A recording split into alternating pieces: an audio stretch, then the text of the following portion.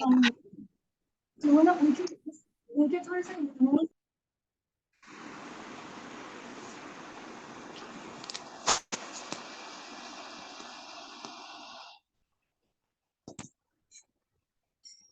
अस्सलामुअलैकुम मैम, आपको मेरी आवाज आ रही है? वालेकुम अस्सलाम जी, बिल्कुल मुझे आवाज आ रही है आपकी। अक्सा या फातिमा? डॉक्टर आरेब हूँ मैम। डॉक्टर आरिफ, अच्छा ठीक है। अच्छा मैम, डॉक्टर मैंने आपको अशरफ, होस्ट बना दिया है। अच्छा अब ठीक आप है। अपनी स्लाइड शेयर कर सकती हैं। ठीक है। अभी स्टार्ट कर दें? अभी पार्टिसिपेंट्स आ गए मैम हैं अभी कंप्लीट? 8 पार्टिसिपेंट्स हैं, 5 मिनट वेट कर लेते हैं। ठीक है ठीक है, तो आप फिर मुझे बता दीजिएगा, मैं इतनी देर एक आध ओके मैम। और काम कर लेती हूँ। ठीक है, थैंक यू। ओके।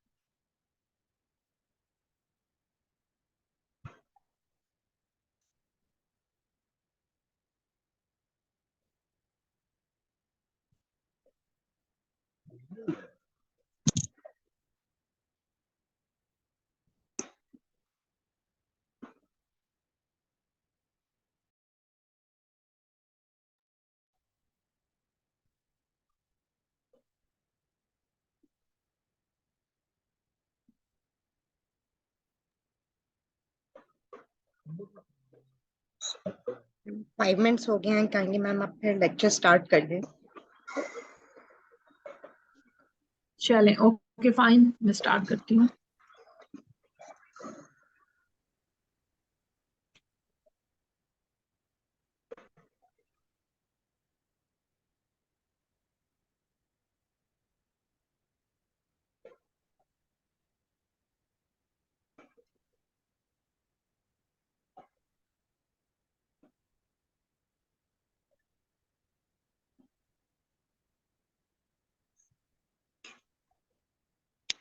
जी, अस्सलाम वालेकुम। कितने पार्टिसिपेंट ने ज्वाइन किया है?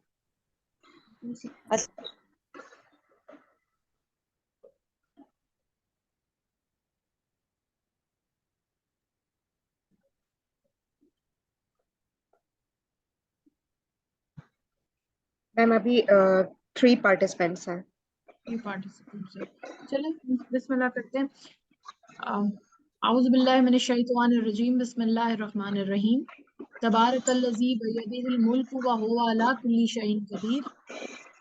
लिल्लज़ी खलक़ल मौता वल हयाता लियब्लुवकुम अय्युकुम अहसनु अमला व हुवल अज़ीज़ुल गफ़ूर। शुरू करती हूँ अल्लाह के नाम से जो निहायत मेहरबान और बहुत रहम करने वाला है। तबारकल्लज़ी, बड़ी बरकत वाला है वो, बियदिहिल मुल्कु, जिसके हाथ में तमाम मुल्क है, व हुवा अला कुल्ली शैइन क़दीर, और वो हर चीज़ पर कादिर है। निल्लज़ी खलक़ल मौता वल हयाता, वो जिसने खल्क किया मौत को और हयात को, लियब्लुवकुम, के वो जान सके, अय्युकुम, तुम में से कौन अहसनु अमला, अहसन अमल करते हैं, नेक अमल करते हैं। व हुवल अज़ीज़ुल गफ़ूर, और बहुत इज्जत वाला और बख्शिश वाला है। सदक़ल्लाहुल अज़ीम। कोई माइक ऑन है? जो कंटिन्यूस डिस्टर्बेंस हो रही है।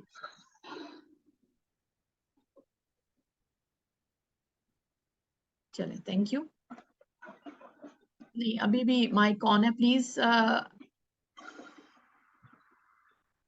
एडमिन से। डॉक्टर अशरफ काइंडली अपना माइक जो है वो म्यूट कर दें। तो मेरा माइक। जी सर, आपका on. So objective of EBM course, evidence based medicine, जो हम आज कोर्स डिस्कस करने लगे, उसकी आई थिंक एक सेशन है। उसमें हम जो हमारे ऑब्जेक्टिव हैं आज के डिस्कशन के, designing an effective research question, कि आप एक रिसर्च क्वेश्चन डिजाइन कर सको, इफेक्टिव इस तरह हो कि वो पीको के जरिए हम उसको मॉडिफाई करें, उसे रिफाइन करें। सो नंबर वन इज के आप पीको यूज करके रिसर्च क्वेश्चन डिजाइन कर सको। Second objective is effectively acquiring the best evidence via systematic and efficient search of literature using available medical databases. Effective literature searching EBM के लिए बहुत important है। आप लिटरेचर को कैसे मैप करते हैं, यानी सर्वे कंडक्ट करते हैं, उसे मैप करते हैं, उसका मेट्रिक बनाते हैं, या आप कोई ऐसे सॉफ्टवेयर यूज करना चाहते हैं, या ऐसे डेटाबेसेस यूज करना चाहते हैं, या ऐसे प्लेटफॉर्म्स हैं बहुत सारे जो मैं भी आपसे शेयर करूंगी, जिन पे कि हमें एविडेंस सिंथेसाइज मिल जाता है। सो हम वो मेडिकल डेटाबेसेस भी अभी देखते हैं आगे। और third one is critically appraising the evidence for validity and clinical importance through the application of reliable appraisal tools. Clinical appraisal checklist available होती है, और जो मैं आपसे कुछ शेयर करूंगी, और उन चेकलिस्ट के थ्रू हम डिफरेंट पेपर्स को, डिफरेंट डिजाइंस जो उसमें यूज होते हैं, उनको हम क्रिटिकली अप्रेज कर सकते हैं और देख सकते हैं हाउ वैलिड दे वर, और उनकी इम्पोर्टेंस और साइंटिफिक साउंडनेस कितनी है। ठीक है। Number four, applying the evidence to the clinical context and formulate clinical recommendations. और फिर आखिरी स्टेप हमारा आ जाता है कि हम उसे क्लिनिकल प्रैक्टिस में किस तरह हम यूज करते हैं।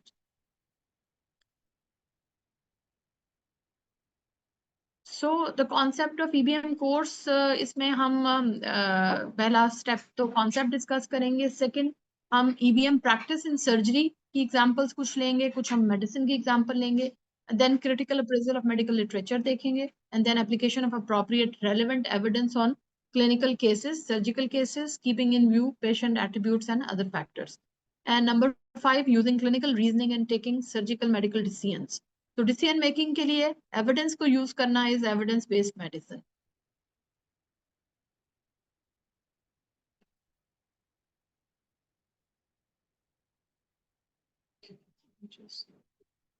हाँ, प्ले आउट।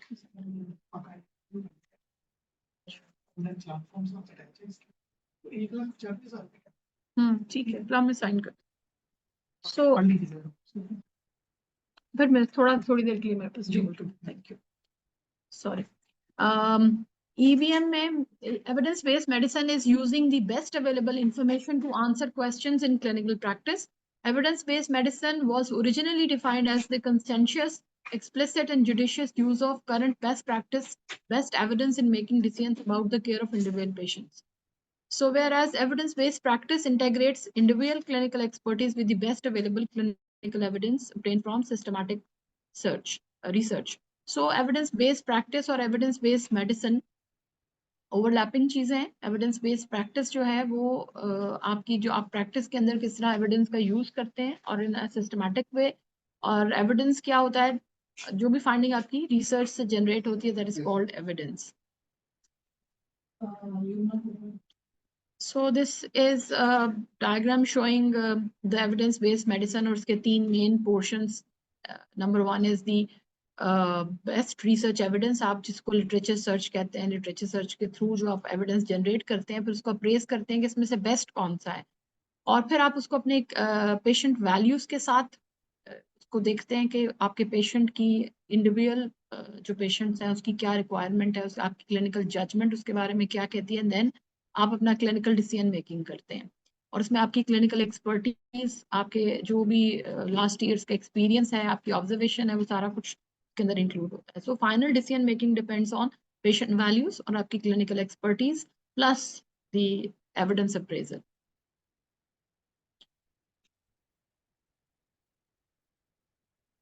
अब अगर आप एक सर्जन या फिजिशियन को देखें तो there are lot of task जो कि एक सर्जन फिजिशियन ने करने हैं, लाइक ऑपरेटिव ओवरलोड।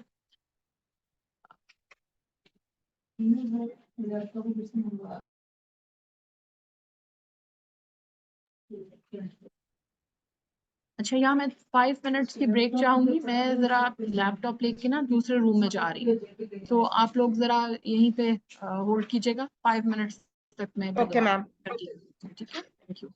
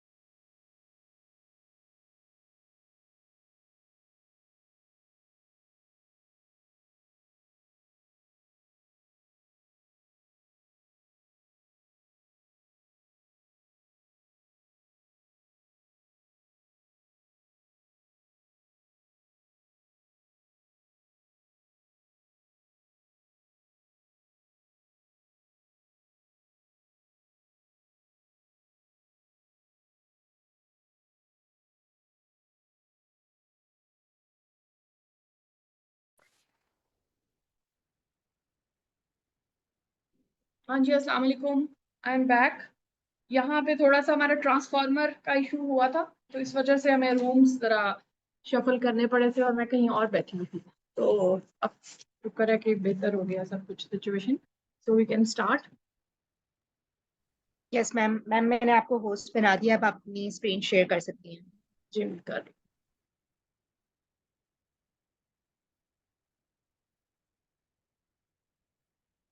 सो जो अभी पार्टिसिपेंट हैं उनमें से कोई मुझे बताना चाहेगा व्हाट इज ईबीएम? अभी जो हमने थोड़ा सा कॉन्सेप्ट डिस्कस किया है, ईबीएम क्या होता है? हमारे साथ इकरा और कौन है? फातिमा, इकरा, मैमूना। आप में से कोई अपना इनपुट देना चाहे?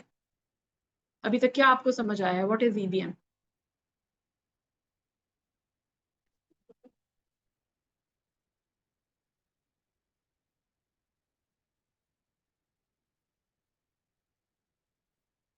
आप अपनी अपनी ना वीडियो ऑन रखें,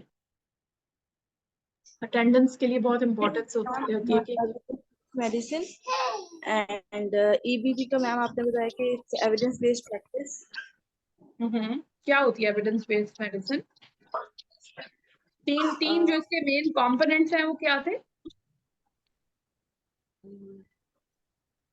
लिटरेचर को क्रिटिकली अप्रेज करना, ठीक है, number Yes. 1। Number 2, patient values को रिस्पेक्ट करना, यानी Yes, ma'am. इंडिविजुअलाइज्ड आपने डिसीजन मेकिंग करनी है, ठीक है। और नंबर 3, क्लिनिशियन ने अपनी एक्सपर्टीज यूज करनी है ना, अपना एक्सपीरियंस की बेस पे, अपनी अंडरस्टैंडिंग, यानी आंखें बंद करके एविडेंस पे जो ड्रग ट्रायल हुई है उसके रिजल्ट्स की बेस पे सीधा सीधा उठा के उसी डोज में ड्रग नहीं दे देनी। उसने उस डिसीजन मेकिंग के लिए पेशेंट की एज, पेशेंट का जेंडर, पेशेंट की कोमॉर्बिडिटीज को भी जहन में रख के डिसीजन करना है कि मुझे इसको किस किस डोज में देना है और इसमें मैं क्या एक्सपेक्ट कर सकता हूँ कि क्या साइड इफेक्ट्स होंगे, ठीक है ना। सो तलहा, डॉक्टर तलहा, आप कुछ कहना चाहेंगे? आपने अनम्यूट किया हुआ है। सॉरी मैम, ये गलती से हो गया। नहीं नहीं, आप पूछ सकते हैं कुछ और कुछ बता भी सकते हैं। चलें ठीक है। अच्छा, तो बेसिकली हम एक सर्जन से, एक फिजिशियन से एक्सपेक्ट कर रहे हैं कि वो एडमिनिस्ट्रेटिव टास्क भी करे, वो अपना ऑपरेशन भी करे, रिसर्च भी करे, टाइम मैनेज करे और कॉस्ट रिलेटेड टू ईबीएम उसको भी देखे, क्योंकि उसने जाहिर है एविडेंस सर्च करनी है, एविडेंस अप्रेज करनी है। तो इतने सारे काम एक फिजिशियन, सर्जन या हेल्थ केयर प्रोवाइडर उसके लिए पॉसिबल नहीं है। इतना टाइम जितना भी वो मैनेज कर दे, फिर भी क्रिटिकल अप्रेजल एक बहुत ज़रा टेक्निकल काम है और मुश्किल काम है। तो इसमें एक तो क्रिटिकल अप्रेजल आप लोगों को सिखाने का पर्पस ये है कि आपको उसकी मेथोडोलॉजी पता हो कैसे करते हैं, लेकिन उसके बाद मैं आपको कुछ उसके आसान तरीके भी बताऊंगी कि how to do a critical appraisal. So let's start from 5 A's। 5 A's क्या होते हैं? नंबर 1, पहले तो यहाँ से स्टार्ट करना है, आस्क क्लिनिकल क्वेश्चन से। क्लिनिकल क्वेश्चन आप पहले फ्रेज करते हैं कि जैसे कि आपकी डे टू डे वर्किंग में कोई भी आपका पीजी ट्रेनी आपके पास आता है या आप अपने सुपरवाइजर के पास जाते हैं, अपने सीनियर के पास, और आप कहते हैं कि भी ये मुझे मेरी ऑब्जर्वेशन है, तो इस तरह के पेशेंट जो मेरे पास आ रहा है उसमें ये साइड इफेक्ट्स क्यों हुए, या उसमें इस नॉर्मल रेंज ऑफ डोज से रिएक्शन क्यों हो गया। सो आप अपने क्लिनिकल क्वेश्चन को फिर रिफाइन करते हो। पहले तो क्वेश्चन आपके जहन में जो आ रहा है आप उसको देखते हो कि क्या है, उसे लिखते हो, ठीक है। उसके बाद उसको रिफाइन करते हो पीको अप्लाई करके। तो हम आगे अभी डिस्कस करेंगे पीकोस क्या होता है, जो कि मेरा ख्याल है कि शुरू में रिसर्च की क्लासेस में भी हो चुका है। तो मेरी कोशिश होगी कि आप मुझे बताएं कि व्हाट इज पीको, ठीक है। क्लिनिकल क्वेश्चंस आपने पूछ लिए, बना लिए, ड्राफ्ट कर लिया, फिर उस क्वेश्चन के लिए आपके सुपरवाइजर कहते हैं भी जाओ लिटरेचर में देखो कि इस पे एविडेंस क्या कहता है। एविडेंस जो भी रिसर्च फाइंडिंग्स हैं, चाहे वो पब्लिश्ड हैं चाहे अनपब्लिश्ड, उसको हम एविडेंस कहते हैं। हमने शुरू के लेक्चर्स में डिस्कस किया था। सो हम बेस्ट एविडेंस एक्वायर करोगे आप। बेस्ट क्यों कहेंगे हम उसको? डॉक्टर तलहा, आप बताना चाहेंगे कि बेस्ट का से क्या क्या डेफिनेशन हो सकती है बेस्ट की, कि एविडेंस बेस्ट है, जिसको ये हम ऑलरेडी पहले क्लासेस में कर चुके हैं। मैम काइंडली क्वेश्चन रिपीट करिएगा। बेस्ट एविडेंस का क्या मतलब, कैसे कहेंगे कि ये एविडेंस बेस्ट है? एविडेंस तो समझ आ गया ना, एविडेंस रिसर्च फाइंडिंग्स को कहते हैं, ठीक है ना? यस, तो बेस्ट एविडेंस क्या हुआ? जो जिसमें हमारे साइड इफेक्ट्स कम होंगे, रिजल्ट्स ज्यादा अच्छे आए होंगे, तो हम उसी को ही लेके चलेंगे एज अ बेस्ट एविडेंस। ठीक है, यानी जो आपके ख्याल में पेशेंट के लिए कम से कम उसको हार्मफुल हो वो हार्मफुल होगा। मेडिसिन। हाँ लेकिन जी। एविडेंस जो होता है ना वो रिसर्च फाइंडिंग्स होती हैं, वो इस चीज पे बेस करती हैं कि रिसर्च एक कंडक्ट हुई, एक ट्रायल कंडक्ट हुई, एक ट्रायल पाकिस्तान में हुई, उसी तरह की बांग्लादेश में हुई, उसी तरह की एक डेवलप्ड कंट्रीज के अंदर हुई। एक ट्रायल ने बहुत थोड़ा सैंपल साइज रखा, दूसरी ट्रायल में लार्ज फेज 3 ट्रायल थी, फिर तीसरी जो ट्रायल थी उसमें भी उन्होंने मल्टी सेंटर ट्रायल रन की। तो एविडेंस किसका ज्यादा बेहतर होगा? ठीक है, जो ज्यादा बड़ी ट्रायल होगी, लार्ज ट्रायल्स में से होगी और मल्टी सेंटर्ड होगी, वो ज्यादा यकीनन बेहतर एविडेंस होगा, ठीक है ना? अगर उसके अंदर कोई जी मैम। एक्सपर्ट साथ शामिल है तो वो भी यकीनन ज्यादा बेहतर होगा। तो इस तरह के डिफरेंट वेज हैं कि एविडेंस को प्रेस करने की, कि कौन सा जो आप एविडेंस एक्वायर करते हो कौन सा बेस्ट एविडेंस होगा। आपके ऑथर, उस एविडेंस को जो ऑथर कर रहे हैं वो लोग कौन है, उस पर भी डिपेंड करता है। जैसे कि कोई प्रोफेसर है, कोई उसका एक एक्सपर्ट माना जाता है, लाइक डायबिटीज की आप कोई नई ड्रग ट्राई कर रहे हैं या FDA अप्रूव्ड ड्रग है उसको दोबारा से प्रैग्मेटिक ट्रायल कर रहे हैं, तो जो एक्सपर्ट अगर उस पेपर के अंदर उसका नाम है, इट मीन्स कि वो एक ज्यादा ऑथेंटिक एविडेंस है। किसी अच्छे जर्नल में पब्लिश हुआ है, इम्पैक्ट फैक्टर जर्नल में हुआ है, अगेन वो एविडेंस ज्यादा बेहतर है, बेस्ट है। अगर कोई लैंसेट और नेचर में पब्लिश हुआ है तो उसको भी आप यकीनन बेस्ट समझोगे, ठीक है ना? सो आप कोशिश करते हो कि आप बेस्ट रीसेंट एविडेंस एक्वायर करो। इसी तरह डिजाइन की बेस पे भी बेस्ट हो सकता है, जैसे कि सिस्टमैटिक रिव्यूज हैं या मेटा एनालिसिस हैं, वो आप उसको बेस्ट समझोगे कि वो ज्यादा अच्छा एविडेंस उन्होंने सिंथेसाइज किया है, ठीक है ना? So depending upon type of design क्या है, ऑथर्स कौन लोग हैं, किस जर्नल में पब्लिश हुआ है, और इस प्लस मेथडोलॉजी कितनी साउंड है उसकी, सैंपल साइज कितना था, तो इन चीजों की बेस पे आप डिसाइड करते हो कि ये एविडेंस कौन सा ज्यादा बेहतर था, बेस्ट था। और फिर थर्ड स्टेप आता है अप्रेज द एविडेंस। अब ये एविडेंस जो मैंने अभी पॉइंट्स बताए, एक्चुअली आप एक्वायर करने के बाद अप्रेज कर रहे हो, इन्हीं पॉइंट्स पे हम अप्रेज करते हैं एविडेंस को। इसके अलावा स्पेसिफिक हमारे पास चेक लिस्ट है अप्रेजल की, जो मैं अभी आपको दिखाती हूँ। और जब अप्रेज हो जाता है तो फिर हम उस एविडेंस को अप्लाई करते हैं to patient care, and patient care के ऊपर जब अप्लाई करते हैं उसके बाद हम असेस करते हैं कि पेशेंट में इम्प्रूवमेंट आई, कितना रिकवर किया, उसमें कितने साइड इफेक्ट आए, तो हम पेशेंट को दोबारा असेस करते हैं। और अगर फिर कोई बीच में कोई इश्यूज आ रहे हैं तो फिर हम दोबारा से क्लिनिकल क्वेश्चन उससे रिलेटेड के, इसको इसी डोज में हमने ड्रग दी तो इसमें साइड इफेक्ट ये वाला अनयूजुअल क्यों आया, ठीक है ना? तो उस क्यों का जवाब और कैसे आया, वो उसका जवाब अगेन हम लिटरेचर की तरफ जाते हैं। So this is 5 A's। तो क्या क्या है 5 A's? Ask clinical question. Doctor Fatima, आप बताएंगी? Yes, ma'am. Ask, acquire, appraise, apply, and assess. Very And good. and ma'am, I have a question. Ma'am, कौन सी स्टडी डिजाइन में बेस्ट एविडेंस मिलेगी?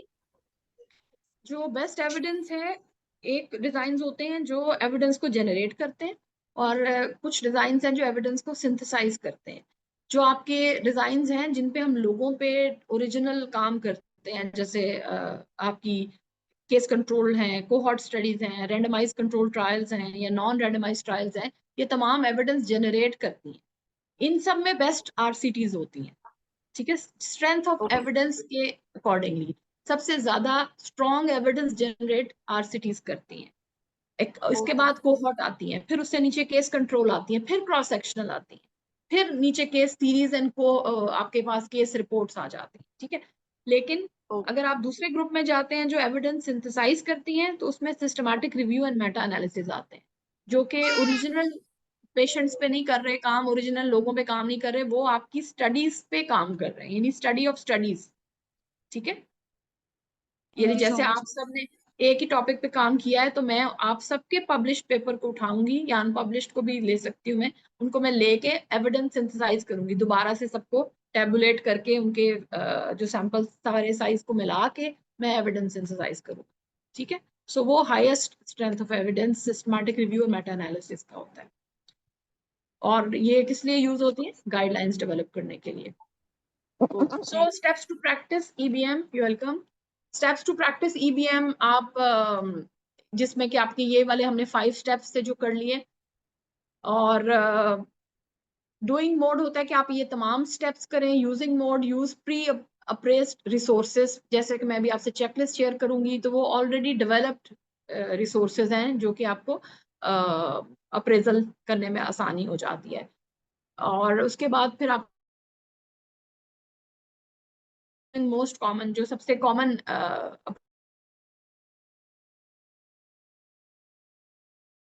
And just apply, यहाँ पे रेप्लिकेटिंग मोड होता है कि जैसे किसी और ने काम किया या आपके सुपरवाइजर ने किया, कहा कि मैं ये ऑलरेडी करता रहा हूँ, तो आप उसकी एडवाइस फॉलो करते हुए वहीं पे एक कल्चर डेवलप हो जाता है। यानी आपने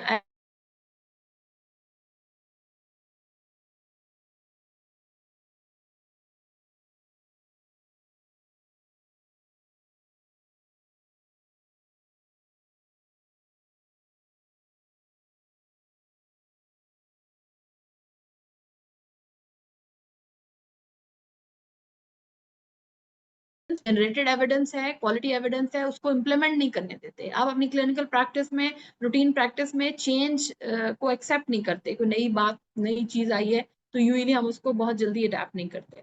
Moreover, developing countries encounter more difficulty and challenges related to EBM implementation and practice, जिसमें हमारे resources का constraint एक बहुत बड़ा factor है, faculty shortage एक और factor है, और तीसरा important factor है patient load।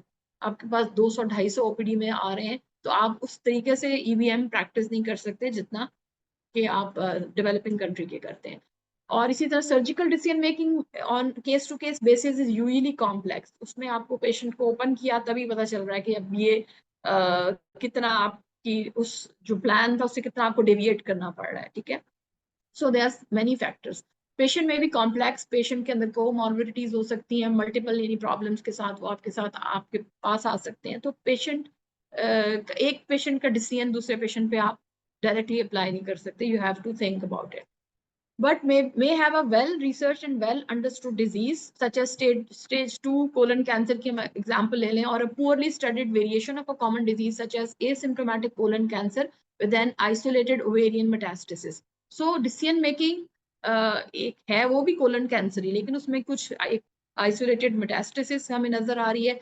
उस कंडीशन में क्या करना है, तो ये आपकी इसमें आपका डिसीजन चेंज हो जाता है, ठीक है। तो वो जो उस वक्त पॉइंट ऑफ केयर के ऊपर डिसीजन मेकिंग है वो डिपेंड करती है कि उस क्लिनिशियन ने एविडेंस कितना पढ़ा हुआ है, और उसके बाद उस एविडेंस को वो अपने कॉन्टेक्स्ट में अपने पेशेंट पे किस तरह से अप्लाई कर, और इसमें उसकी एक्सपर्टीज डेफिनेटली बहुत मैटर करती है। पेशेंट में have a relatively well studied disease with minimal to no evidence based guideline, जैसे कि एनल इंट्राएपिथेलियल नियोप्लेजिया के ऊपर हमें रिसेंट कोई गाइडलाइंस नहीं मिलती। तो गाइडलाइंस भी over period of time develop होती है ना, जब इतना एविडेंस आ जाता है जिसकी बेस पे गाइडलाइन बन सके, प्रोटोकॉल्स बन सके, और इस तरह तो इसके लिए एविडेंस बहुत जरूरी है to develop guidelines.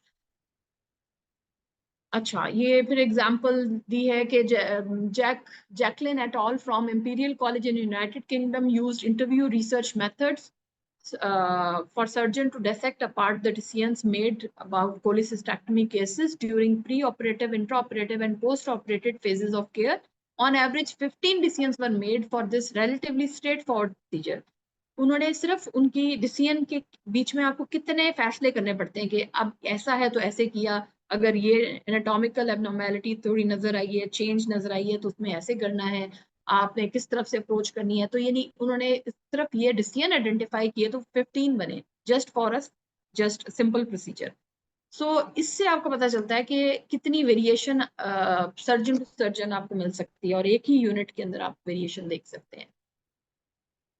So EBM has been cross-applied to surgery and surgical subspecialty over past several decades. Increasing numbers of randomized control trials are performed in surgery as well. Medicine में तो होती हैं. Meta-analyses on surgical topics addressed by RCTs are also available through the Cochrane collaboration and through peer-reviewed literature.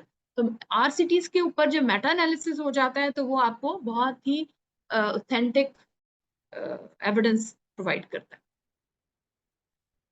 Okay, ये आपको मैंने जो अभी बताया था कि आपकी स्ट्रेंथ ऑफ एविडेंस इसमें शो हो रही है कि नीचे आपकी एनिमल रिसर्च की सबसे लोएस्ट स्ट्रेंथ ऑफ एविडेंस है, उसके बाद आइडियाज, ओपिनियन, एडिटोरियल, फिर केस रिपोर्ट, केस सीरीज, फिर cross sectional, then case control, cohort, RCTs, and top पे आपके systematic reviews and meta analysis आते हैं।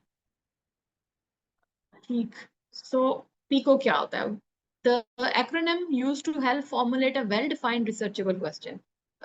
सबसे पहली बात है कि हर सवाल के लिए रिसर्च करना जरूरी नहीं होता। जैसे हमने इनिशियल किया कि रिसर्च क्वेश्चन हम बनाते हैं, फिर उस पर रिसर्च कंडक्ट करते हैं, लेकिन वो कुछ सवाल ऐसे होते हैं जिनके जवाब आपको लिटरेचर से मिल जाते हैं, क्योंकि सारी दुनिया रिसर्च कर रही है। बेशुमार एक ही टॉपिक के ऊपर हजारों पेपर आपको मिल जाते हैं, कई तो इतने ज्यादा आप एरियाज हैं जिन पे आपको लगता है कि बहुत सैचुरेशन हो चुकी है। सो ये बहुत इंपॉर्टेंट है कि देखना कि जो भी क्वेश्चन आपके जहन में आता है उसको पीको अप्लाई करके रिफाइन करें, उसका एविडेंस पहले सर्च करें, देखें कि एविडेंस में, रिसर्च में गैप नजर आ रहा है, रिसर्च गैप है तो फिर उस पर रिसर्च कंडक्ट हो। अगर रिसर्च गैप नहीं है तो उस एविडेंस को इस्तेमाल करें to for the decision making regarding your patient. ठीक है, तो यहाँ पे EBM रिसर्च से फर्क हो जाती है। एविडेंस बेस्ड मेडिसिन कहती है कि एविडेंस को इस्तेमाल करके प्रैक्टिस को इम्प्रूव करें, जबकि रिसर्च के लिए हम वही एविडेंस को यूज करते हैं to make a rational for your own research work. ये क्लियर हो गया? फातिमा और कौन है यहाँ पे इस वक्त? तलहा, फातिमा, इकरा, ये चीज Yes, क्लियर ma'am. हो गई है? Yes ma'am. ठीक है। अच्छा, पीको में पी क्या था? पी क्या होता है? पॉपुलेशन। ठीक है, पॉपुलेशन में आप क्या बताते हो? Very good. पॉपुलेशन के बारे में आपने क्या बताना होता है? ये मैं ऑलरेडी आपको बता चुकी हूँ। कौन बताएगा पॉपुलेशन में क्या क्या आता है?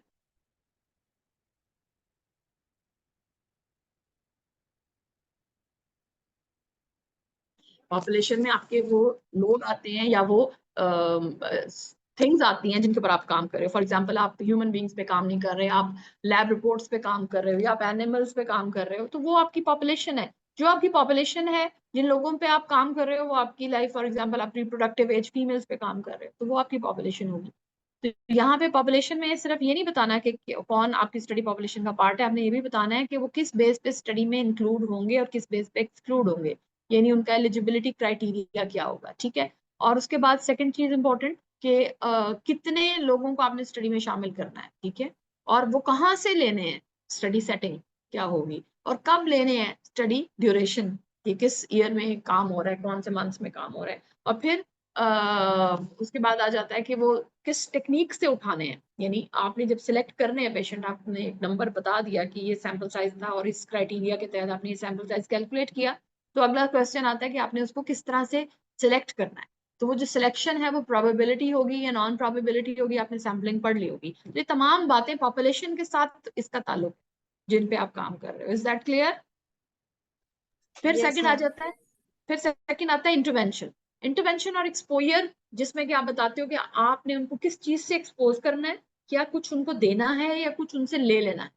सो इंटरवेंशन मेडिकल भी हो सकती है, सर्जिकल भी हो सकती है, प्रिवेंटिव भी हो सकती है, पर इंटरवेंशन नहीं भी हो सकती। हो सकता है आपके क्वेश्चन में इंटरवेंशन ना हो। फिर आप कंपैरिजन, कि आपके इसी क्वेश्चन में कोई कंपैरिजन आ रहा है कि नहीं, जैसे कि आप किसी गोल्ड स्टैंडर्ड से कंपेयर कर रहे हो, किसी एक ड्रग को दूसरी ड्रग से कंपेयर कर रहे हो, या आप प्री एंड पोस्ट कंपैरिजन कर रहे हो कि जैसे कि पहले एक ड्रग दी और उसके बेसलाइन टेस्ट ले लिया, और उसके बाद ड्रग देने के बाद आपने दोबारा से वो बेसलाइन किए हुए थे टेस्ट, वो दोबारा रिपीट किए और देखा कि what was the change baseline में और after the intervention what is the change. So comparison देखना पड़ता है कि हो रहा है या नहीं हो रहा। तो यूजुअली जब दो ग्रुप से आप स्टार्ट करते हो तो कंपैरिजन होता है, और जब भी आप स्ट्रेटा बनाते हो तब भी comparison. So fourth one is the outcome. What is the estimated likelihood of clinical outcome? इसमें आपने मेजर जो प्राइमरी आउटकम है वो जरूर मेंशन करने होते हैं, सेकेंडरी आउटकम भी आप मेंशन कर सकते हो। यानी आप किस वेरिएबल में इंटरेस्टेड हो, क्या देखना चाह रहे हो इस पॉपुलेशन पे, आप एक्चुअली क्या आउटकम देखना चाह रहे हो। फॉर एग्जाम्पल, हमने जैसे कि हीमोग्लोबिन, उसकी लेवल इंप्रूव होता है आफ्टर सप्लीमेंट जो आप दे रहे हो, एक इंटरवेंशन के तौर पे दे रहे हो और कंपेयर कर रहे हो विद जो एनेमिक थी लेकिन जिनको आपने सप्लीमेंट नहीं दिया, और आउटकम में आप देखते हो कि हीमोग्लोबिन लेवल बेहतर होता है कि नहीं, और एनीमिया की कैटेगरी के अकॉर्डिंगली देखा जाए तो कैटेगरी चेंज होती है। ठीक है, सो पीको इस तरह से। यहाँ पे क्लिनिकल क्वेश्चन का एक दिया हुआ है कि जैसे आप इन पेशेंट विद एक्यूट एमआई या इन women with suspected coronary disease, ये आपकी पॉपुलेशन है। इन पोस्ट मेनोपॉजल वुमेन, वो भी एक पॉपुलेशन के तौर पे है, और उसमें आप देखना क्या चाह रहे हो, does early treatment with statin compare to placebo decrease cardiovascular mortality. So इन एक ही क्वेश्चन जो आपने सॉरी लिखा है तो उसमें आप 4 चीजें कवर हो रही हैं कि in patient with acute MI does early treatment with statin compare to placebo decrease cardiovascular mortality. ये आपका सवाल है। अब इस सवाल जब आपने सुपरवाइजर से पूछा, उसने कहा भी जाओ जाके इस पे एविडेंस सर्च करो, देखो इस सवाल का जवाब लिटरेचर में अवेलेबल है तो उसमें से लेके आओ मेरे पास और मुझे बताओ कि बेस्ट एविडेंस क्या कहता है इसके, क्या वाकई स्टैटिन से कंपैरिजन में स्टैटिन की बेहतर है, कार्डियोवैस्कुलर मोर्टेलिटी कम हो जाती है वाकई कि नहीं होती। ठीक है, फिर अगला question, in women with suspected coronary disease what is the accuracy of exercise echo की एक्यूरेसी क्या है compare to exercise ECG for diagnosing significant CAD. ये भी एक क्लिनिकल क्वेश्चन है जिसका आंसर हो सके हमें लिटरेचर से मुझे लग रहा है कि मिल जाएगा। In post-menopausal women, does hormone replacement therapy compared to no HRT increase the risk of breast cancer? तो इसका क्वेश्चन का आंसर भी आप एविडेंस सर्च करके देखते हो। फिर आप देखते हो कि क्या सफिशिएंट एविडेंस है, अगर नहीं है तो फिर इस पे आप फर्दर रिसर्च कंडक्ट कर सकते हो। ठीक है, और डिसीजन मेकिंग के लिए आप यूज कर सकते हो उसको for your patient. So again इसमें कुछ एग्जांपल्स हैं, एक जैसे व्हाट डिस्क्रिप्शन, ये मेरे ख्याल में मैंने आपको बता दिया है उसके डिफरेंट क्वेश्चन और आंसर। इसकी आप स्क्रीनशॉट लेना चाहते हो तो ले लो, ये बाद में आप इसको देख सकते हो ताकि हम आगे चले। हमें अभी वो लिखनी है क्रिटिकल अप्रेजल लिस्ट की। ठीक है, इसी तरह ऑब्जर्वेशनल से रिलेटेड कुछ क्वेश्चन हैं अप्रेज करने के लिए। हम मेरा ख्याल है मेन पे आते हैं। अच्छा, एग्जाम्पल आप में से कौन पढ़ना चाहेगा एग्जाम्पल? इकरा, आप रीड करोगे? Ma'am, a male patient come to your surgery OPD to discuss the possibility of getting a vasectomy. He says he has heard something about vasectomy causing an increase in testicular cancer later in the life. You know that the risk of this is low, but want to give him more precise answer, and we have to apply PICO on it. P stands for population. Patient is equal to adult males. I is, ma'am, I can't read this indicator. Indicator intervention, Is intervention slash indicator vasectomy. ये intervention है ना कि अगर vasectomy करें adult male में compare to no विजेक्टमी।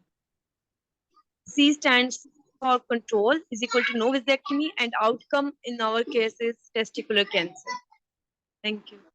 यानी question क्या बना? मैम क्वेश्चन है इसकी आपने कंपैरिजन करना है कि एडल्ट मेल्स में क्या रेशियो है कि chance is there a high risk या more chance of developing testicular cancer after vasectomy as compared to non vasectomy group। ठीक है, यानी बेसिकली आपका क्वेश्चन तो ये उस बंदे का भी क्वेश्चन ये था कि टेस्टिकुलर कैंसर के चांसेस बढ़ जाते हैं, उसने सुना है, तो आपने उस पे एविडेंस अप्रेस करना है कि कितने % चांसेस बढ़ जाते हैं, क्या वाकई बढ़ जाते हैं। ठीक है, तो वो आपने इसका पीको बना लिया कि आपको इस तरह से इन कैटेगरीज के अंदर चाहिए। ठीक, यस मैम। अच्छा,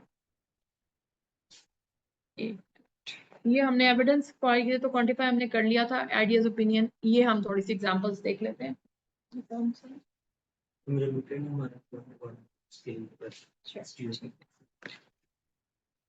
categories of clinical question, diagnosis के क्वेश्चन भी हो सकते हैं, थेरेपी के, प्रोग्नोसिस के और इटियोलॉजी के। ठीक है, डायग्नोसिस के question, for example which diagnostic test should you select and how should you interpret the results of that test. इस तरह के क्वेश्चन के लिए हम यूरी क्रॉस सेक्शनल स्टडीज हुई होती हैं, आप उनको स्टडी कर सकते हो। प्रोस्पेक्टिव या blind comparison to gold standard studies हुई होती हैं। तो जिस तरह का सवाल होगा उस तरह की आप एविडेंस को सर्च कर लेते हो, ठीक है। आपको पता होता है कि अगर आप किसी इंटरवेंशन, जैसे अभी हमने विजेक्टमी की बात की है, तो उसमें आपको बहुत सारी एक्सपेरिमेंटल यानी आरसीटीज या नॉन आरसीटीज मिल सकती हैं, ठीक है। इसी तरह जो आपकी प्रोग्नोसिस के क्वेश्चन होते हैं, how can you predict the likelihood of a particular outcome for your patient, में आपको केस कंट्रोल और कोहॉर्ट स्टडीज इस तरह के क्वेश्चन का आंसर दे सकती हैं, ठीक है। उससे जो एविडेंस जनरेट होगा आप उसको यूज कर सकते हो। और इटियोलॉजी के जो क्वेश्चन होते हैं, क्योंकि हमें पता है कि cause and effect relationship cohort studies establish करती हैं, तो आप कोहॉर्ट स्टडीज के जरिए उनके एविडेंस से आप ये इटियोलॉजी वाले क्वेश्चंस को एड्रेस कर सकते हो। ओके, ये रहने दें एग्जाम्पल, ये आसान वाली। फॉर एग्जाम्पल हम देख रहे हैं कि पेशेंट अंडरगोइंग एब्डोमिनल सर्जरी, और उसमें आप जो सर्च टर्म्स यूज करते हो, जैसे कि आप पॉपुलेशन, हम जो एब्डोमिनल सर्जरी कर रहे हैं उनको च्यूइंग गम देख रहे हो एज इंटरवेंशन, और not chewing gum affects post operative आईलीएस।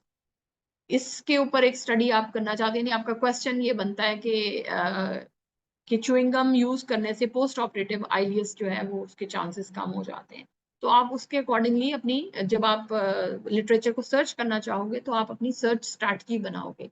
Like आप एब्डोमिनल सर्जरी की बात कर रहे हो तो एब्डोमिनल सर्जरी और पोस्ट ऑपरेटिव और रिकवरी, ये तमाम टर्म्स उसमें और करके ऐड करोगे, क्योंकि ये तकरीबन एक ही मिलती जुलती बात करती है। कोई पेपर हो सकता है उन्होंने पोस्ट ऑपरेटिव टर्म यूज की हो, तो वो भी आपकी सर्च के अंदर आ जाए, सिर्फ एब्डोमिनल सर्जरी वाले ना आए, ठीक है। तो इसको कहते हैं सर्च स्ट्रैटेजी डेवलप करना। तो आप सर्च टर्म आइडेंटिफाई कर लेते हो, फिर सर्च स्ट्रैटेजी बनाते हो। इसी तरह च्यूइंग गम है, खाली गम के तौर पे भी आप उसे यूज कर सकते हो कीवर्ड में। इसी तरह आप जो पोस्ट ऑपरेटिव आईलीएस है वो खाली पैरालिटिक आईलीएस के तौर पे या खाली आईलीएस के तौर पे भी आप उसमें सर्च स्ट्रैटेजी के अंदर कीवर्ड ऐड कर सकते हो। तो इस तरीके से आप अब सर्च की तरफ जा रहे हो। एक दो और example, in patient with history of myocardial infarction, जो कि आपकी पॉपुलेशन है, यानी वो पेशेंट जिनको मायोकार्डियल इन्फार्क्शन है, is rivaroxaban intervention better than placebo control, या हम कंट्रोल कंपैरिजन जिसे हम कह रहे थे, at reducing cardiovascular related mortality, that is the outcome, by 2 years। और ये आपको ईयर यानी आपको लेंथ बता रहा है कि कितने अरसे में आप देखना चाह रहे हो, ठीक है। Is a mammography more accurate than an ultrasound at diagnosing breast cancer in women between the ages of 20 and 30 with a family history of breast cancer? So, इससे आपको आइडिया हो रहा है पीको किस तरह से लग रहा है। इसी तरह के डिफरेंट और क्वेश्चंस हैं जिसमें कि आप चाहो तो इनकी पिक ले सकते हो, कि आपको एग्जांपल के तौर पे आप इनको डिस्कस कर सकते हैं, ठीक है। इसी तरह फर्दर और क्वेश्चंस हैं, ये मेरे ख्याल है अब इसकी जरूरत नहीं है, डिफरेंट एक्सरसाइजेस हैं हमारे पास। इसी तरह इसमें भी पीको अप्लाई किया हुआ है। नाउ कमिंग बैक टू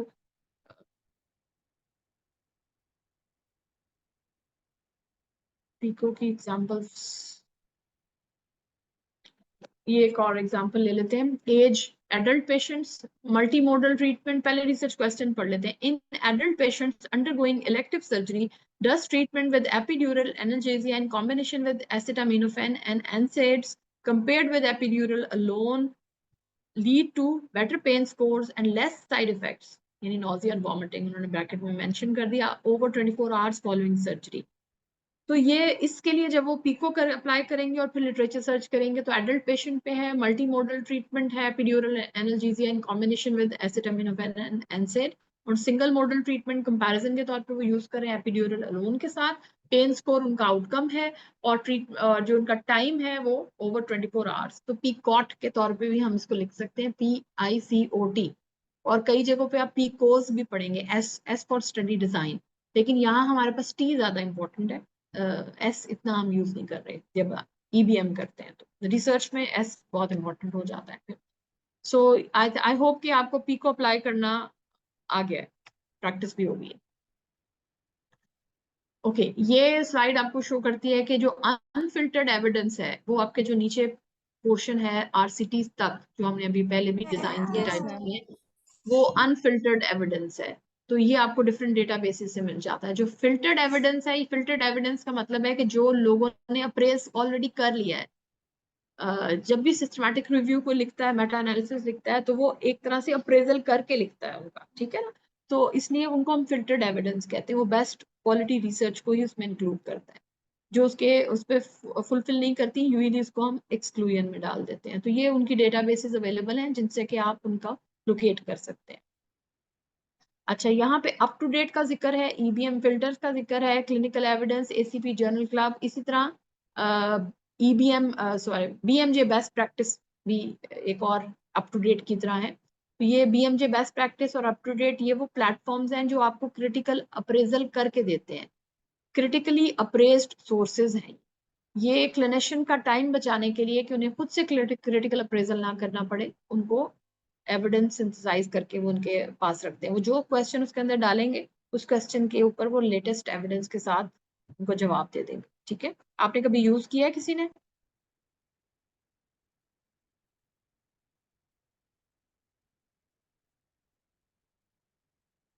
अच्छा, अब आपका ये हमारे स्टेप्स पूरे हो गए। रिसर्च क्वेश्चन आइडेंटिफाई करना, प्रॉब्लम आइडेंटिफाई करना, रिसर्च क्वेश्चन फॉर्मुलेट करना, एविडेंस सर्च करना, अप्रेज करना एविडेंस को, and then apply the evidence. So we are now going to talk about appraisal. 75% literature ये कहता है कि 75% ऑफ रीडर्स जो है वो स्टैट को अंडरस्टैंड नहीं कर सकते, and 70% can not critically apprise a research paper. और इसी तरह से जब आप क्रिटिकल अप्रेजल नहीं कर सकते, तो आप उस एविडेंस को अपने उसमें यूज कैसे करेंगे, ये एक इम्पॉर्टेंट बात हो जाती है। So बेसिकली हम क्रिटिकल अप्रेजल में हम सिस्टमैटिकली एग्जामिन करते हैं रिसर्च को टू जज it's trust worthiness, value and relevance in a particular context, ठीक है। और इसको हम डिसीजन मेकिंग के लिए यूज करते हैं, और हम assessment of benefits and strengths of research against it's flaws and weaknesses हम जज करते हैं।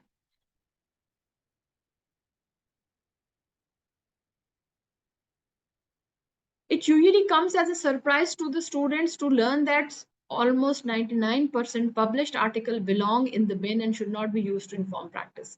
अब majority आपका जो लिटरेचर आता है वो प्रैक्टिस के लिए इम्प्लीकेशन नहीं होती, वो यूज नहीं होता। सो प्रैक्टिस में वही एविडेंस यूज हो रहा होता है जो साउंड होता है और जो आपके कल्चर में और आपकी प्रैक्टिस में एक्सेप्टेबल होता है। Studies which don't report their method fully, usually हम उनमें ट्रीटमेंट को वो बेनिफिट दे रही होती है, ओवर स्टेट कर रही होती है। इस तरह का भी एविडेंस आपको मिल रहा होता है कि जो उन्होंने जान के अपने अच्छे रिजल्ट्स को ओवर स्टेट करके बताया होता है। इसी तरह conflict of interest, pharmaceutical companies बहुत सारे उनको स्पॉन्सर कर रही होती हैं, जो कि ज्यादा उसमें 4 टाइम्स रिसर्च ये बताती है कि 4 टाइम्स ज्यादा लाइकली है कि वो आपको फेवरेबल रिजल्ट देंगे।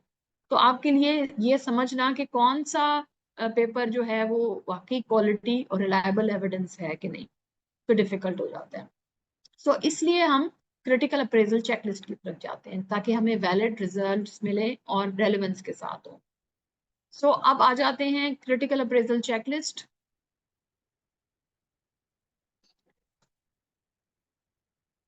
ये फॉर्मेट है किसी भी रिसर्च आर्टिकल का, ठीक है। आपके पास जो भी आर्टिकल आता है यूजली इमराट फॉर्मेट में होते हैं, introduction, method, result, discussion and conclusion, ठीक है। सो एब्स्ट्रैक्ट और में क्या चीज़ इंपॉर्टेंट होती है, आपने क्या चीज़ें देखनी होती हैं, इंट्रोडक्शन में क्या और डिस्कशन में क्या।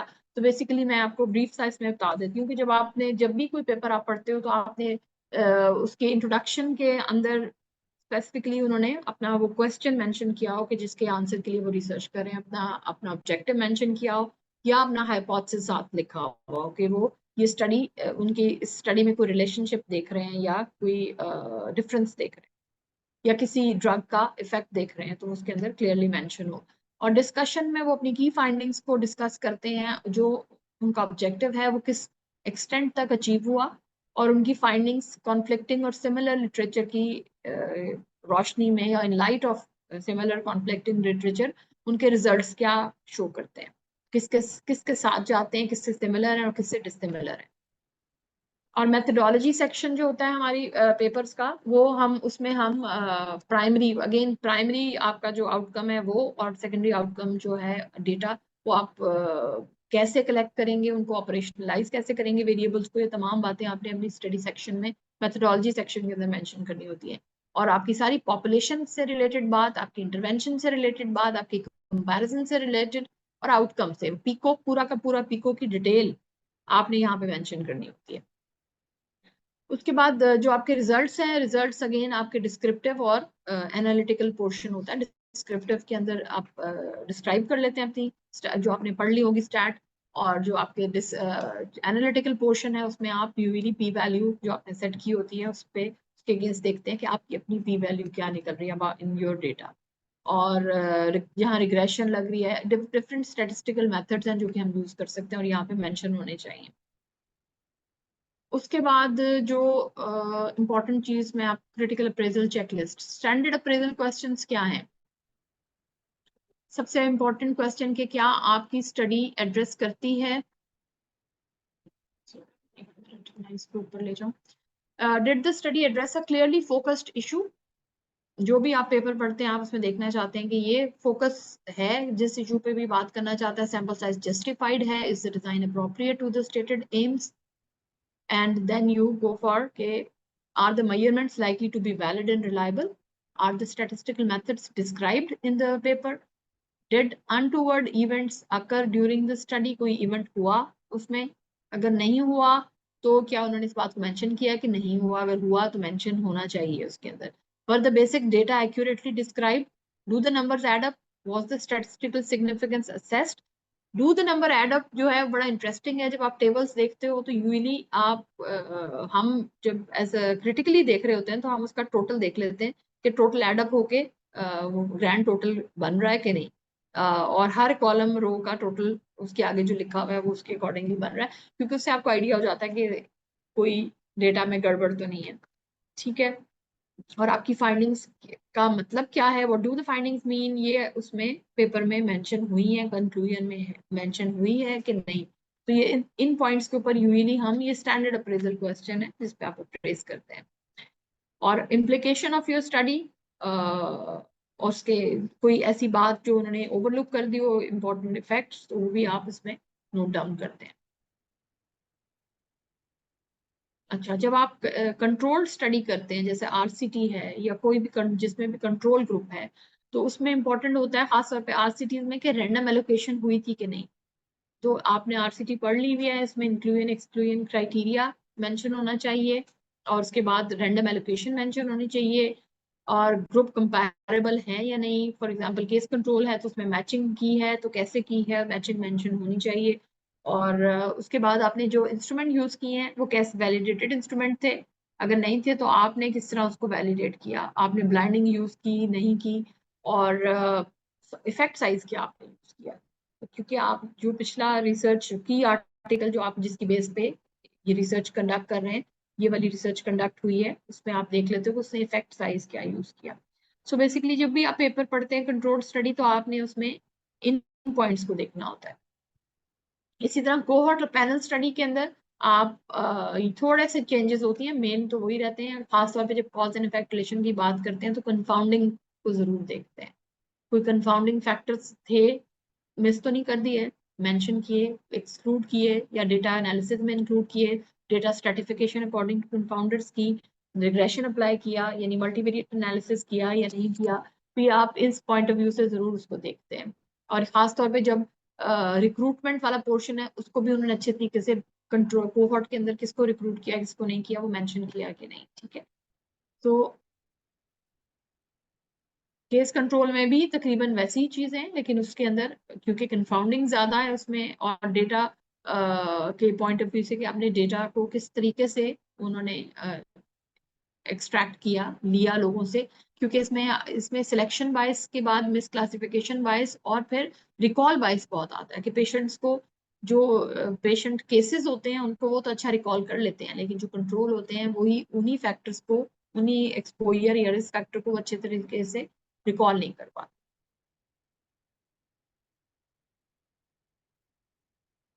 ठीक, अब सर्वे जब आप करते हैं तो सर्वे में जरा आसान हो जाता है। सर्वे में आपने सैंपल साइज पे ज्यादा फोकस करना है, क्योंकि सर्वे यूजली प्रेवलेंस स्टडी होती है, तो आपका सैंपल साइज इतना होना चाहिए एडिक्वेट जो आपकी पॉपुलेशन को रिप्रेजेंट कर सके। और आप उनके ऊपर जो मेजरमेंट करने लगे हो वो अगेन वैलिड और रिलायबल है कि नहीं, कोई क्वेश्चन है तो वैलिडेटेड है या नहीं, और उसकी रिलायबिलिटी चेक हुई भी है कि नहीं। सो स्टेटिस्टिकल सिग्निफिकेंस आप इसमें भी असेस कर सकते हैं, और लेकिन आप अपने फाइंडिंग्स को क्या आप वाकई जनरलाइज कर सकते हैं, आपका सैंपल साइज एडिक्वेट था, आपकी सैम्पलिंग प्रोबेबिलिटी थी, और आपने स्टडी डिजाइन उसके अकॉर्डिंगली प्रॉपरली किया हुआ था, तो उस पर डिपेंड करता है कि आप फाइंडिंग्स को जनरलाइज कर सकते हैं कि नहीं। ठीक है। सो जब इंटरनल वैलिडिटी की हम बात करते हैं, तो कोई भी स्टडी होती है तो इंटरनल वैलिडिटी आप उसमें इंपॉर्टेंट जो चीजें देखते हैं कि were there enough subject in the study. ये तो नहीं कि बहुत थोड़े सब्जेक्ट पे काम किया, ये नहीं, सैंपल साइज कैलकुलेशन का जो इनपुट क्राइटेरिया है वो हमें बता देता है कि आपके सब्जेक्ट प्रॉपरली कैलकुलेटेड थे कि नहीं। And was a control group use, control group का होना बहुत पॉजिटिव होता है क्योंकि वो कंपैरिजन ग्रुप होता है। फिर आपके सब्जेक्ट रैंडमली असाइन थे, खासतौर पे आज सिटी में जब रैंडम असाइनमेंट की जरूरत होती है तो वहां पे ये क्वेश्चन इंटरनल वैलिडिटी को रिफ्लेक्ट करता है। प्री टेस्ट किया गया क्वेश्चनर को नहीं, खासतौर पे जब आप सर्वे कर रहे होते हैं तब आपको प्री टेस्टिंग करनी चाहिए क्वेश्चनर की, पायलटिंग करनी चाहिए। And was the study started prior to the intervention और इवेंट, और इंटरवेंशन से पहले आपकी स्टडी शुरू हुई या इंटरवेंशन हो गई हुई थी और फिर स्टडी शुरू की, ये डिसाइड करता है कि आपका डिजाइन क्या होगा। इंटरवेंशन से पहले हुई तो इंटरवेंशनल डिजाइन है, लेकिन अगर इंटरवेंशन हो चुकी है और आपने उन लोगों को शामिल किया जो सर्जिकल प्रोसीजर में से गुजर चुके हैं, तो फिर वो आपका एक कोहॉर्ट बन जाता है जिसको कि आप आगे लेके करते हो। आप में क्रॉस सेक्शनल भी कर सकते हो, या आप ये नॉन इंटरवेंशनल कोहॉर्ट के तौर पे, ऑब्जर्वेशनल कोहॉर्ट के तौर पे भी आप उनको फॉरवर्ड लेके चल सकते हो for the development of complication या long term side effects. So was the outcome measured in an objective reliable way, और फिर आप इसमें आउटकम को खास तौर पे जरूर फोकस करते हैं, वो आपकी इंटरनल वैलिडिटी को इन्फ्लुएंस करता है कि ऑब्जेक्टिव वे में मेजरमेंट हुई या नहीं हुई। सो की मैसेज इसमें है, don't let yourself be taken in by scientific jargon and complex use of language. Good articles are written in plain English, and even authoritative journals with a high impact factor contain bad articles, और vice versa हो सकता है। ये नहीं, जरूरी नहीं कि हर जगह आपको good scientific quality evidence her best journal में मिल जाए। सो अपने रिसर्च क्वेश्चन पे फोकस करें, डिजाइन पे फोकस करें, आउटकम पे फोकस करें, and don't worry about the statistics. उसमें आपको स्टैटिस्टिशियन भी हेल्प कर सकते हैं, लेकिन आपको बस ये पता होना चाहिए कि कौन से टेस्ट कहाँ पे लगेंगे, और आपको ये पता होना चाहिए कि कौन से वेरिएबल पे, like for example numeric variable हैं तो उस पर अगर वो काय स्क्वायर लगा रहे हैं तो वो नहीं लगता। ठीक है, तो आप इस इतने काबिल हो जाओ कि आप अप्रेज कर सको साइंटिफिक एविडेंस को, और खुद भी जब रिसर्च कंडक्ट करो तो भी आपको ये इसमें केयरफुल। सो हमारी जो क्रिटिकल अप्रेजल वाला पोर्शन है वो यहाँ कंप्लीट हो गया। सो ईबीएम की हमारी जो पोर्शन था क्रिटिकल अप्रेजल और ईबीएम की बाकी दोनों पोर्शन हम दोबारा से एक दफा रिवाइज कर लेते हैं। बेस्ट एविडेंस आपने अप्रेज किया, ठीक है, और अप्रेजल की चेकलिस्ट बता दी। इस तरह की बहुत सारी चेकलिस्ट है जो मैं आपके ग्रुप पे शेयर कर देती हूँ। आप किसी भी पेपर को अपने जर्नल क्लब में अप्रेज कर सकते हो, ये वाली प्रैक्टिस जो है वो आप अपने जर्नल क्लब में कर सकते हो। और जो एविडेंस आप क्लिनिकल प्रैक्टिस के लिए आपको चाहिए, जो मैं आपको प्लेटफॉर्म्स बता रही थी, वो कुछ पेड प्लेटफॉर्म है जैसे बीएमजे बेस्ट प्रैक्टिस है, इसी तरह अप टू डेट है। और अब जो कुछ एआई का यूज आ गया है, आर्टिफिशियल इंटेलिजेंस, उसके साथ मैं आपको एक दो चीजें इसमें दिखाना चाहूंगी। मैं एक मिनट स्क्रीन शेयर में न्यू शेयर करती हूँ।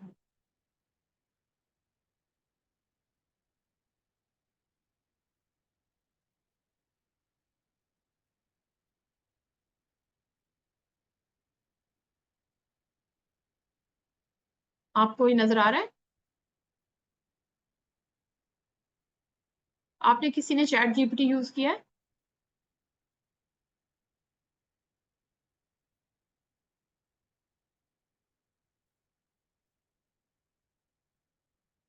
हेलो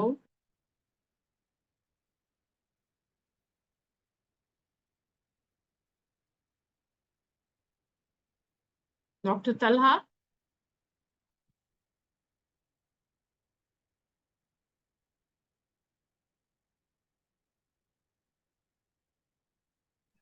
नो मैम, सुना हुआ है लेकिन ऐसे यूज नहीं किया अभी तक ma'am. Yes, ma'am, I have heard about it and used it as well. ठीक है। अच्छा, आप अगर अपनी लैपटॉप पे एक तरफ गूगल स्कॉलर ओपन कर लें और एक तरफ चैट जीपीटी ओपन कर लें।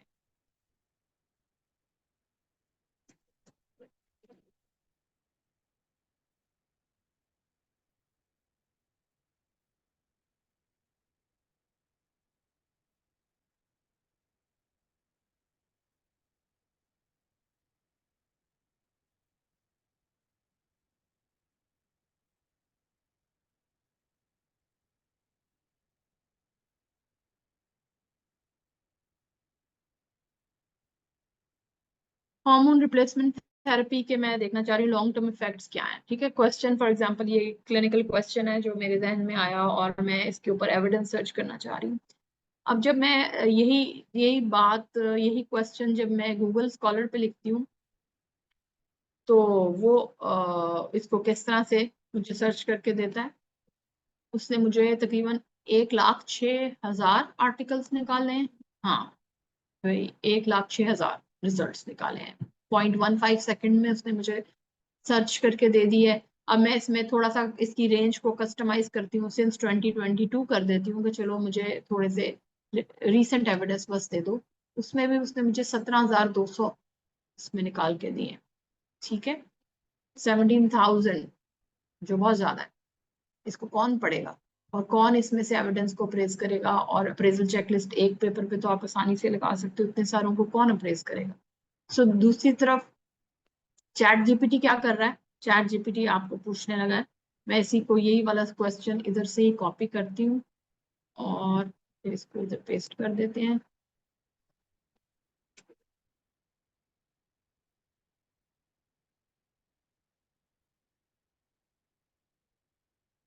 देखते हैं कुछ हमें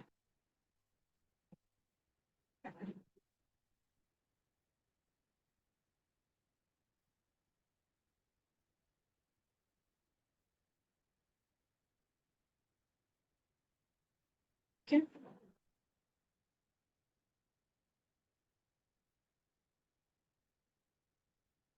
उसने मुझे रेफरेंसेस भी दे दिए हैं और उसने मुझे सारे इफेक्ट्स भी बता दिए। ठीक है, और एक तो ये भी तरीका है क्योंकि एआई अब तकरीबन तमाम ही, गूगल भी एआई पावर्ड है और मैं जो यूज करती माइक्रोसॉफ्ट तो वो भी, बिंग भी एआई पावर्ड है। तो वो साथ साथ मुझे देता रहता है जो भी क्वेश्चन उसका आंसर, और उसके साथ रेफरेंसेस भी जनरेट करके दे देता है। लेकिन इसमें इंटरेस्टिंग चीज ये होती है कि इसके अलावा भी एआई पावर्ड प्लेटफॉर्म है, जैसे अप टू डेट है, बीएमजे बेस्ट प्रैक्टिस है। आप जो बीइंग क्लिनिशियन, आप लोग उसकी सब्सक्रिप्शन भी पे करके उसको अपने लैपटॉप पे, अपने मोबाइल पे उसकी एक्सेस ले सकते हैं। आपका लॉगिन बन जाता है, आप उसके ऊपर एविडेंस सर्च कर सकते हैं। सो जब भी आप क्लिनिकल प्रैक्टिस में एविडेंस अप्रेज करें, और जरूरी नहीं होता कि रोज ही आपके जहन में कोई क्लिनिकल क्वेश्चन आ रहा है, आप क्वेश्चन वीकली बेसिस पे जो भी क्वेश्चंस है उनको एक तरफ लिख लेते हैं, फिर अपने जर्नल क्लब में उसको डिस्कस कर सकते हैं। एविडेंस वहीं बैठे बैठे आप उस पर अप्रेज कर सकते हैं। तो ईबीएम जो है वो उसको आप वीकली बेसिस पे या फिर फोर्टनाइटली आप उसको प्रैक्टिस के लिए, अपने प्रैक्टिस में चेंजेस के लिए ईबीएम पे डिस्कशन कर सकते हैं, एविडेंस बेस्ड मेडिसिन पे। ठीक है, और फिर that will lead to evidence based practice.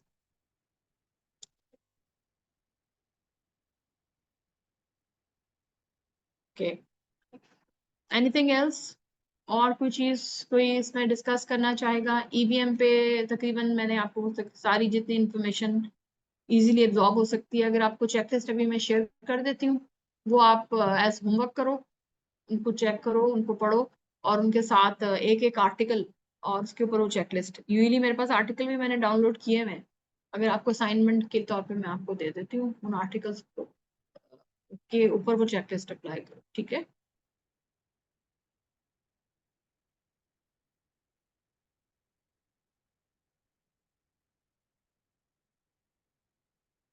चले लैब पहले फिर फिनिश करते हैं। किसी ने कोई क्वेश्चन पूछना है। No ma'am, thank you so much. Doctor Talha, doctor Arshad, आप में से किसी ने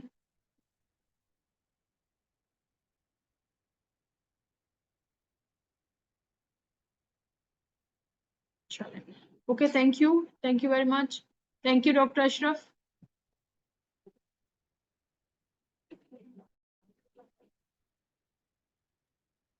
Thank you, ma'am.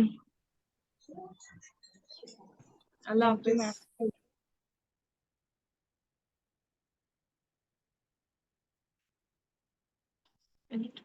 Hafiz.